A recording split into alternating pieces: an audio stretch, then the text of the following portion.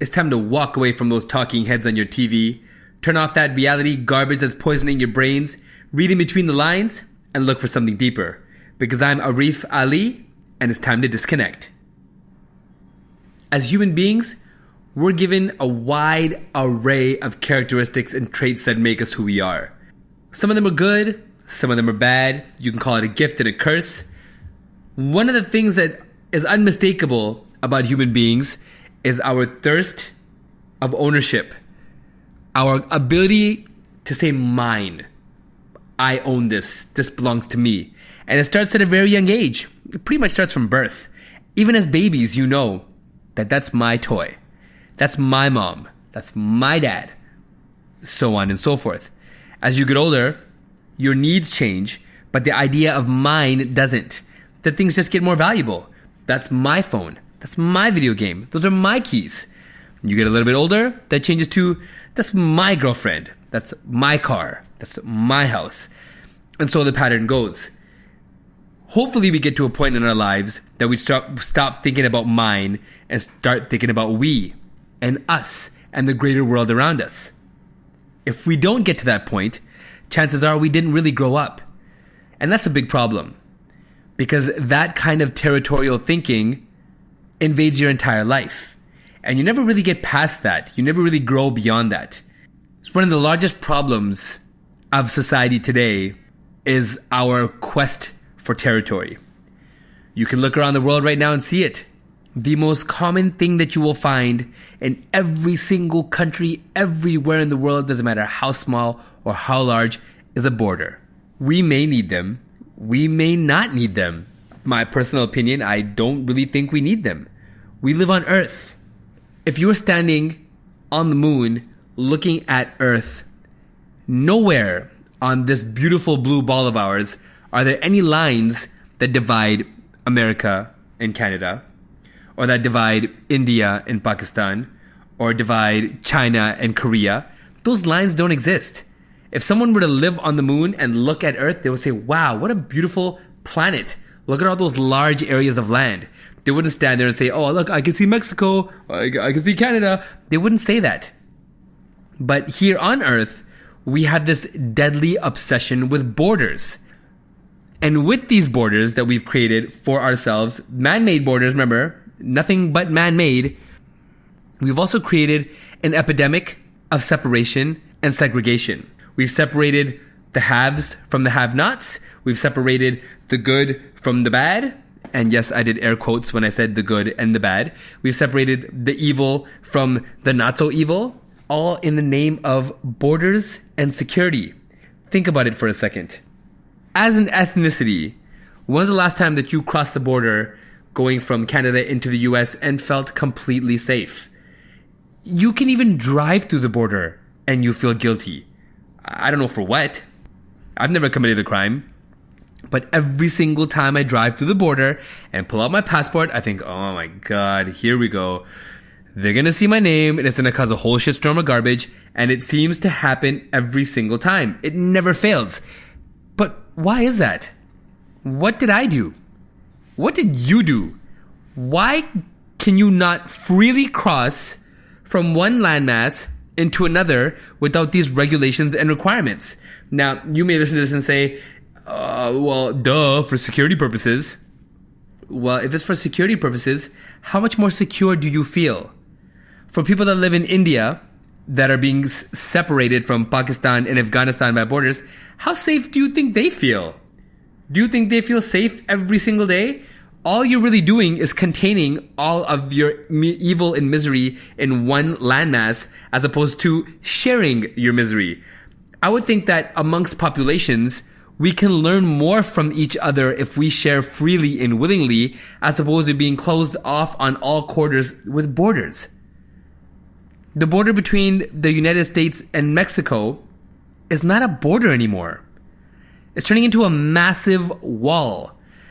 By the time my young children are in their 20s and 30s, you will not be able to see Mexico from the United States.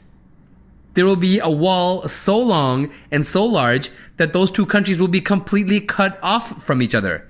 And for what? Americans sit in the USA and say things like, this is our country. We don't want any immigrants in here. But wait a minute. The United States of America itself is a country built off of the sweat and the blood of immigrants. So without those immigrants, the United States wouldn't exist. One of the foundations, building blocks of the United States progress was the ability to have slave labor. Without slave labor, there would be no railways in the US. There would be no plantations where they were able to grow and export cotton. They wouldn't exist without slavery. And slavery happened on the back of immigrants. So without immigrants, you wouldn't have this modern economic society that the United States claims to be. And yet now that all of the bougie type in governments and higher ups in offices that are far removed from everyday life can sit back and say, wait a minute, we have all the immigrants we need. We don't want those immigrants in our country. And point to Mexico as if they're evil or did something wrong. The reason Mexico is in the state of disrepair that it's in is because of the United States. And now they get to sit back and point the finger and say, we don't want any more of you here? The border between North Korea and South Korea. They were once just called Korea, for those of you that don't know. There used to be one country. There used to be one people. They used to be unified and united until the United States and Russia decided to play a little game called the Cold War and separated North Korea and South Korea and said, hey, the Russians said, hey, I'm going to take North Korea. The US said, all right, I'm going to take South Korea. All of a sudden, North Korea became a communist country and South Korea became a modernized capitalist country. How does this happen? How does one country turn into two by the choice of two other countries that have nothing to do with the growth and prosperity of the one country they're separating? This is not just a few countries. This is every single continent and country in the world. Almost every single border in Africa, almost all the nations that are bordering each other are involved in some kind of civil war or strife. In Congo and Angola, thousands of women are raped throughout the year by soldiers from both sides that are just picking off refugees that are trying to escape situations that are created by borders. So what am I trying to get at here as I continue to reinforce this talk of borders? I think we've reached a point in society, in our lives, where countries have become such large melting pots of ethnicities and races that the need and the use for borders really is irrelevant. When you look at your neighbor, you can walk down any street, any neighborhood in North America, and almost every other house will have a different ethnicity and background living in that house. So that tells me one of two things. One, the world is changing dramatically. And two, we cannot escape each other in this world. It doesn't matter what kind of border you put up. It doesn't matter what kind of wall you put up. One way or the other, human beings' interactions will cross paths. It's just how we are designed. We are wanderers by nature. We always will be. At one point in history, we had probably one of the most famous borders of all time, the Berlin Wall, which was a monstrous 12 feet high and had 116 different watchtowers at different parts of the wall. They also had a 100-yard area called the Death Strip, which is basically barren, homeless, just a gigantic area of strip of concrete where anybody that decided to come within that 100 yards could be picked off at will, no questions asked. You didn't commit a crime, you were just in an area I didn't like, I can shoot you. You tell me something. What happened to the Berlin Wall? If I remember correctly, it came crumbling down by people power because it just makes no sense. The Great Wall of China, maybe a tourist attraction now, but once upon a time, it was built specifically to keep invaders out. This is a wall that's 5,000 miles long and was built over a period from the 8th century BC to the 15th century AD. I can't even do the math to tell you how long it took to build that wall. And what was it for? To keep out invaders. What is it for now? It's a tourist attraction. People walk it for fun. But initially, it was built to keep invaders out. If we're able to get over that massive piece of construction, why can't we get over these simple checkpoint borders that we've created for ourselves? Some of the most volatile areas on this planet revolve around borders. Israel and Palestine, an entire region of conflict gifted to the Israelis with invisible lines drawn on a map saying, Palestine, this is for you. Israel, this is for you. Palestine, this is for you. Israel, this is for you. Now you tell me, does Israel give a shit about those lines? They freely walk into Palestine, build settlements for the people of Israel. All for what? Aren't there borders that are protecting the Palestinian people? I don't know about you, but I don't see any of those borders.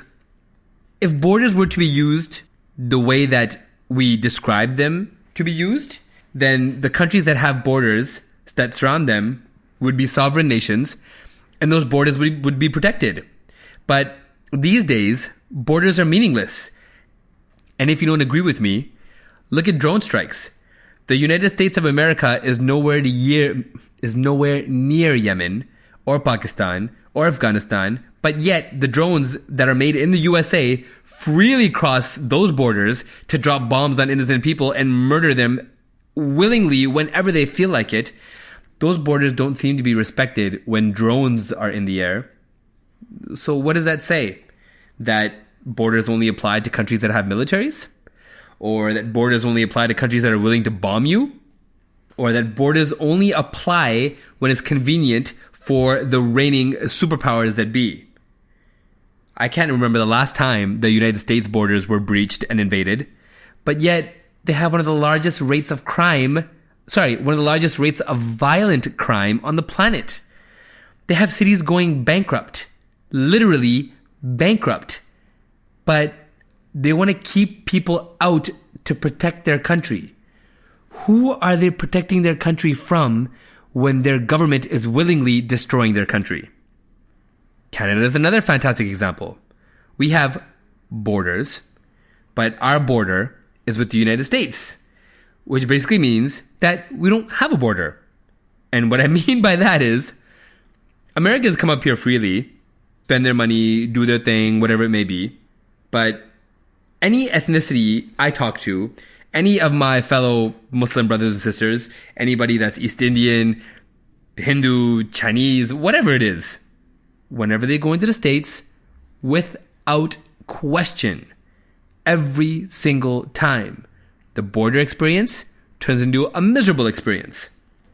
We've made a massive mistake from the time that we first put borders into play, because all we did was create the distinction that you are different from me. It doesn't matter whether you're Chinese, white, black, purple, green. The second you put a border in between countries and give people the designation of you're Canadian, you're Chinese, you're Australian, you're this, you're that, you create an immediate sense of differentiation between the two people. And that may not necessarily be a bad thing. That could give you some pride, like, hey, I'm from this country, I'm good. Hey, you're from that country, you're good. You're from that country, you're bad. But that's not what it does. When you meet somebody from a country that is considered a third world country or even a fourth world country, or that's a country that's at war or suffering from misery, or that's a country that's has an epidemic of rape or whatever it may be, and you're from a Western nation, when you ask somebody where they're from, you automatically hear the reaction, whether it's Haiti or the Philippines, and you automatically start thinking something. You start associating that country with whatever its latest natural disaster was, or whatever its latest news story was, or whatever its latest tragedy was, and you assume that you know the history of the person because of the country they came from. If we didn't have borders, if we didn't give ourselves these distinctions, human beings wouldn't look at each other with that kind of precondition.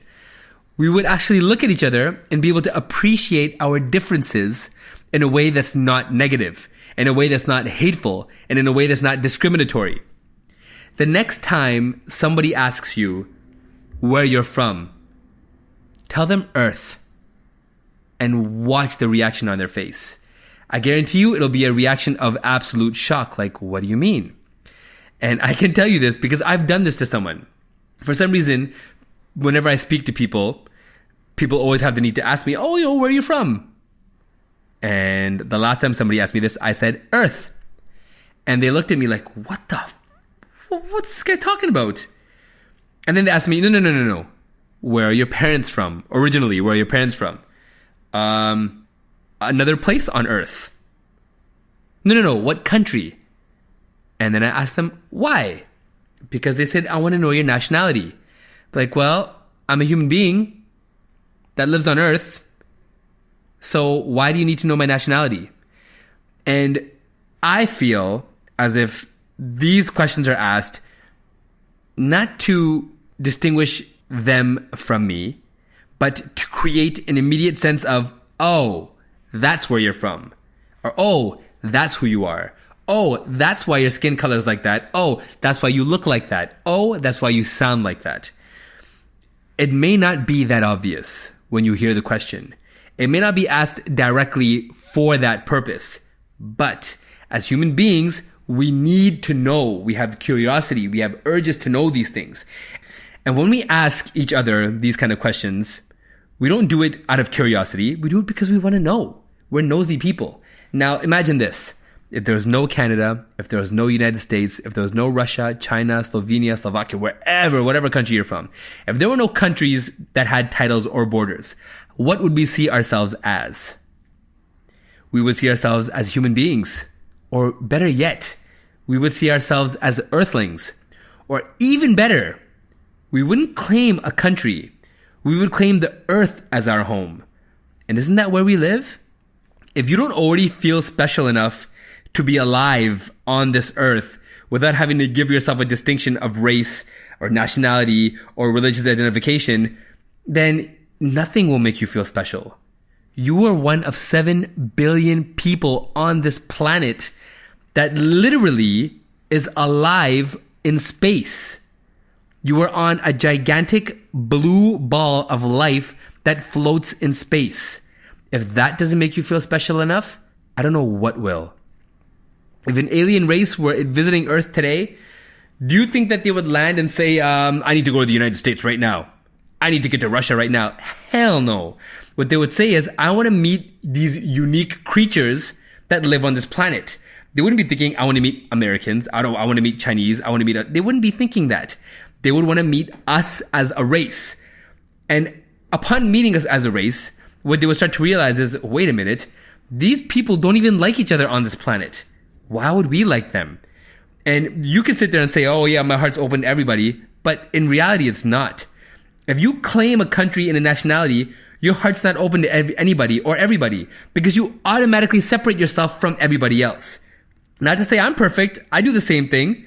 But our purpose and our goal should be bigger and better than that. We should be looking at ways to unify as opposed to divide. And one of the ways we can unify is to get rid of these idiotic, childish notions that I belong to this country and you belong to that country.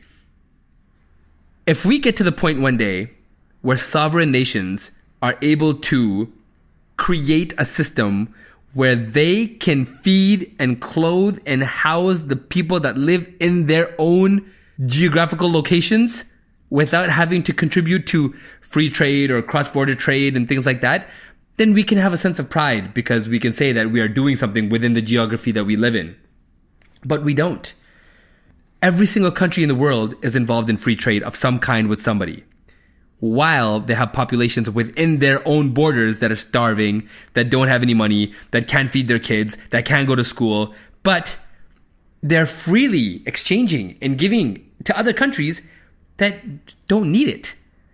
If you feel that dedicated to your country, to your government, to your nation, to your borders, shouldn't every single citizen within that nation be fed, clothed, and housed? If not, where's your sense of pride coming from? How can you feel pride as a Canadian and say, I am a Canadian, I'm proud to be Canadian, when there are hundreds of thousands of Canadians that are starving, that don't have food? How can you feel pride as an American when there's millions of Americans that are broke and homeless?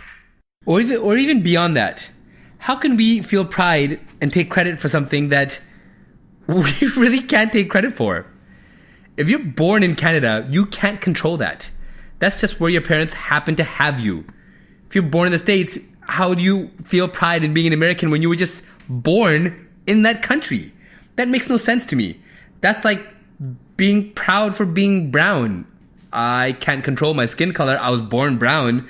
I'm proud because of the way I look, but not proud because of the way my skin turned out. That's just luck. Where you are placed geographically is complete luck. You had no control over it. You had no control over how you got there. You can feel pride in your ancestry. You can feel pride in the people that came before you that paved the way to give you a better life. But you can't feel pride over being born in a country. That's luck. How does that make any sense? But we do. We are obsessed with it. Every single country in the planet has citizens that live in that country that cannot stop feeling pride for where they're from and where they live. It's like claiming that I'm a good dad. I take care of my kids. I pay my bills. Well, no shit, shouldn't you? We need to stop taking credit for things that don't give us importance and start contributing to things that will create a generation of people that will follow our lead and make the things that are really important, really important. But we can't do that unless we get away from these outdated notions of entitlement over the places that we live. We're heading into a new age, a new era, and I talk to young people all the time about these things, and majority of the people I speak to are on the same page. A lot of people feel the same way. You know, the gone are the days of feeling pride because of your government or feeling pride because of your nation, because we're learning day after day when scandals like the NSA and things happen, we're learning day by day that our governments don't really give a shit about us. Our governments could care less whether we're coming or going. They really are only out for themselves. So how are we going to take pride in their work when their work has nothing to do with who we are or where we're going or where we come from? What we need to start doing is taking pride in our actions and our achievements beyond what we look like. Because remember, just like the Berlin Wall fell, just like the Great Wall of China became a tourist attraction, every other border that claims to keep its citizens safe will all fall. This leads me into a beautiful segue. We just lost one of the world's greatest leaders, Nelson Mandela.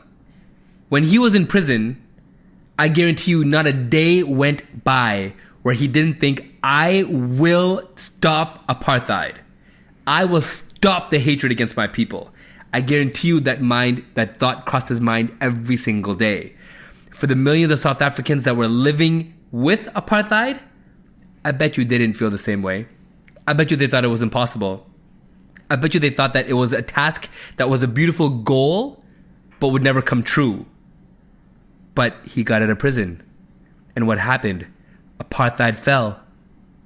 All of these rules that we create that are designed to control and dictate people's actions and lives will all eventually fall. One thing about human beings, we're good with change. For all the people in Palestine that are living in misery and squalor and suffering, the day will come where their apartheid will end and you will be free. It will happen. To the billions of peoples in the world that are living within borders where the governments hate you and treat you like they hate you. It may seem destitute now, but if we all think the same way and we all work towards the same goal, it will change. As human beings, it is our responsibility to look after other human beings, regardless of what color they are, where they are from, what they look like, who they represent, and who they care about. In the spirit of Nelson Mandela, it's time to disconnect. Peace. Peace. Peace.